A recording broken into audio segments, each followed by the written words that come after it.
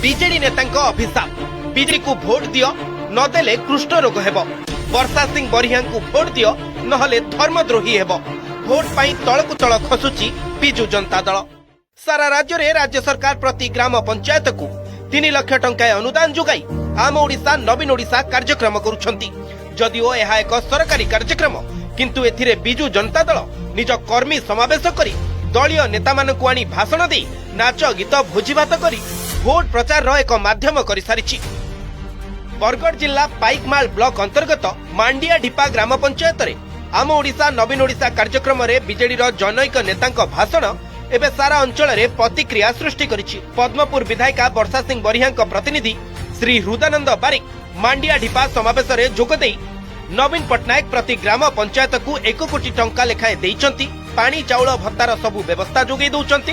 तेणु 2024 निर्वाचन रे जदि आपण माने नवीन पटनायक को और विधायिका वर्षा सिंह बरिहा को भोट न देबे तबे आपण मानकु धर्म सहिब नाही आपण मानकु कुष्ठ होई जिवो बोली कहिथिले। तांको भाषण रे उपस्थित थिबा लोकंक मध्यरे प्रतिक्रिया देखिबाकू मिलिथिला। एहाकू लक्ष्य करी खुद बिजु जनता दलर एही ग्राम पंचायतर समिति सभ्या श्रीमती दमयंती साहू जे कि अतिथि भाबे मंचरे बसिथिले सभा स्थल छाड़ी चली जाइथिले। से छिड़ाई कहले जे प्रत्येक पंचायत के 1 कोटी लेखा दिया हिची आउ प्रत्येक जन को 1000 लेखा दिया हिची जदि तांको एवं नवीन पटनायक को आउ वर्षा सिंह को बरिहा को जदि भोट न दाइच ताले तुमे धर्मद्रोही हब तुमको धर्म सहिबनी कुष्ठ रोग हो जिवो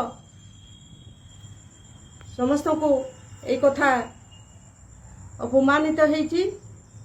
तेणु मु भी से हिसाब रे समिति सभा हिसाब रे मत टिके खराब लागिबारु मंच छाड़ी सेठारु पळे आस्तिली। एही ग्राम पंचायतर बिजु जनता दलर पूर्वतन सरपंच श्री बाबूलाल धारुआ मध्य श्री बारिक को वक्तव्य को कड़ा भाषा रे समालोचना करिसंती।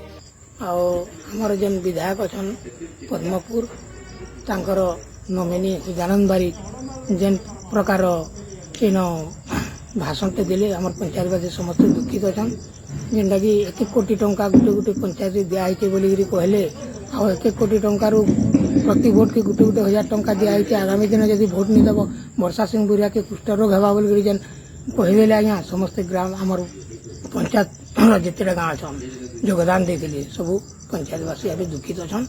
तो ई प्रकार केन कथा कहले सेटा टिके बहुत दुख लाଗୁଛି। तेबे वर्षा सिंह बरिहा निर्वाचन जितिबा परे जनतांक सह ठीक भाबे व्यवहार करुनथिबार वीडियो मध्य एकदा भाइराल होइथिला। तेबे पद्मपुर रे बीजेडी रो स्थिति जहा उपनिर्वाचन समय रे थिला सेथिरे परिवर्तन आसीछि। कारण पद्मपुर को जिल्ला करिबा पई नवीन बाबू जे कथा देइथिले ताहा से पूर्ण करि पारिले नाही।